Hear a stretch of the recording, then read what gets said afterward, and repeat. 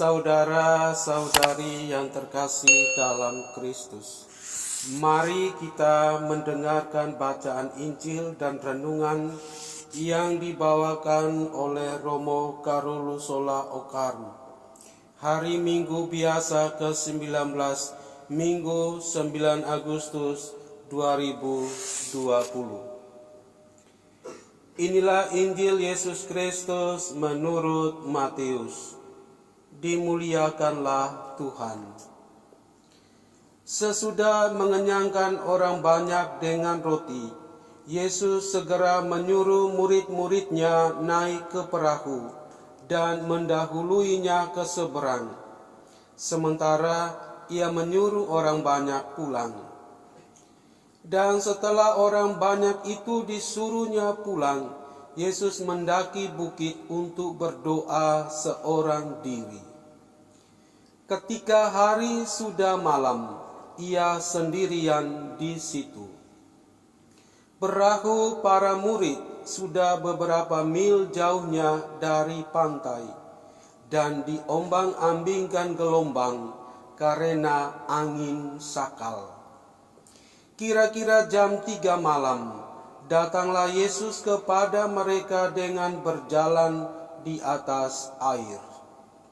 Melihat dia berjalan di atas air, para murid terkejut dan berseru, "Itu hantu!" Dan mereka berteriak-teriak ketakutan.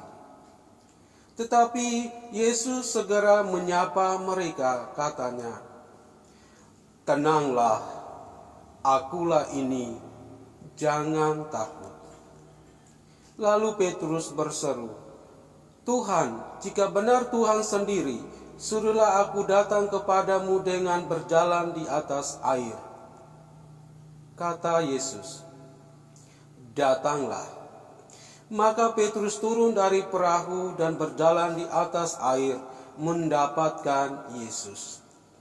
Tetapi ketika dirasakannya tiupan angin kencang, Petrus menjadi takut dan mulai tenggelam, lalu berteriak, "Tuhan, tolonglah aku." Segera Yesus mengulurkan tangannya, memegang Petrus dan berkata, "Hai orang yang kurang percaya, mengapa engkau bimbang?" Keduanya lalu naik ke perahu dan angin pun redalah. Dan mereka yang ada di perahu menyembah dia, katanya, "Sungguh Engkau anak Allah." Demikianlah Injil Tuhan. Terpujilah Kristus.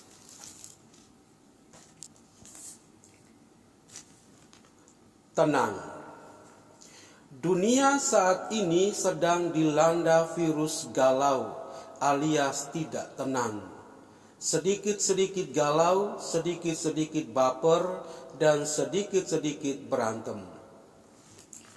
Tetapi harus disadari bahwa semua persoalan, meskipun berat, jika dihadapi dengan sikap yang tenang, maka akan terselesaikan.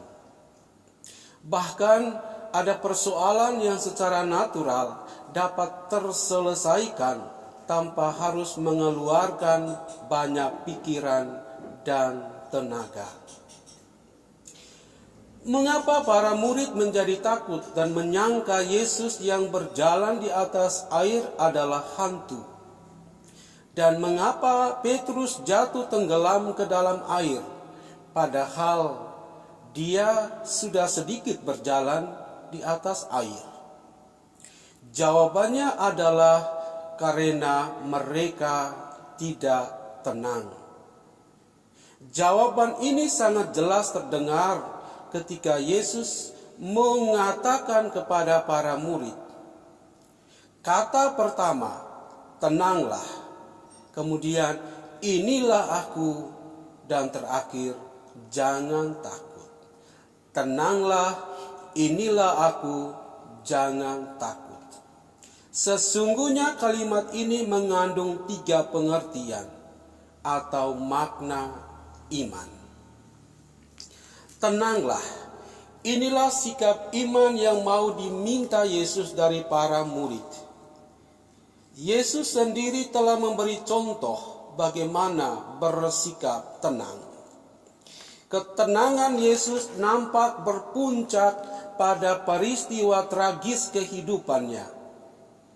Yesus berhasil mengatasi rasa takut dengan berdoa. Di Taman Getsemani, Yesus berdoa. Dan satu penggalan doa yang sangat terkenal bagi kita, yang lahir di saat Yesus mengalami ketakutan adalah, Bapakku, kalau mungkin, biarlah cawan ini berlalu dariku. Akan tetapi seperti yang aku kehendaki, melainkan seperti kehendak-Mu. Dalam doa Yesus ini, jelas sikap tenang yang dibangun Yesus adalah dengan berdoa dan berpasrah kepada kehendak Tuhan, menyerahkan diri kepada Tuhan. Yesus dalam hal ini juga sebenarnya meminta para murid untuk berdoa dan berpasrah kepada kehendak Tuhan. Doa dan sikap pasrah, itulah yang mendatangkan ketenangan. Inilah aku. Frase ini tidak datang atau muncul begitu saja. Inilah aku adalah frase yang ada setelah Yesus menyatakan tenanglah kepada para murid. Sesungguhnya sikap yang tenang yang lahir dari doa dan kepasrahan akan membantu para murid atau siapa saja untuk secara benar melihat bahwa itu Tuhan, bukan hantu. Doa melahirkan sikap kontemplatif. Doa membentuk tata batin bahwa Tuhan ada di dalam seluruh hidup. Dia adalah sakramen kehadiran. Jangan takut. Yesus pernah mengatakan, janganlah kamu takut kepada mereka yang dapat membunuh tubuh, tetapi yang tidak berkuasa membunuh jiwa. Takutlah terutama kepada Dia yang berkuasa membinasakan baik jiwa maupun tubuh di dalam neraka. Doa dan sikap kontemplatif sesungguhnya membantu seseorang untuk tidak takut kepada siapapun dan apapun. Doa dan kontemplasi membuat seseorang mampu mengandalkan Tuhan dan melihat Tuhan dalam semua dan untuk semua. Kita belajar dari Yesus sendiri. Ketika para murid naik ke perahu dan berangkat, Yesus mendaki sebuah bukit untuk berdoa sendirian. Setelah berdoa, Yesus mengikuti para murid yang sudah lebih dahulu pergi. Para murid melihat Yesus berjalan di atas air. Disinilah kita baru mengerti dan dapat menghubungkan bahwa doa, kontemplasi, dan sikap tenang merupakan satu kesatuan. Saudara-saudari yang terkasih, ada banyak gelombang, ada banyak badai yang menghambat, yang mendatangi, dan yang kita alami setiap hari.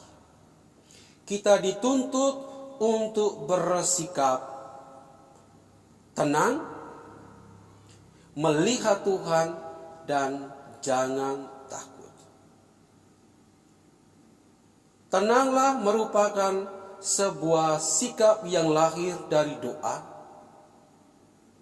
Ini aku sebenarnya menuntut kita untuk berkontemplasi, melihat bahwa dalam segala sesuatu ada Tuhan. Dan dengan demikian, berkat doa dan kontemplasi yang baik dan benar, kita akan menjadi orang yang tidak takut kepada siapapun. Amin.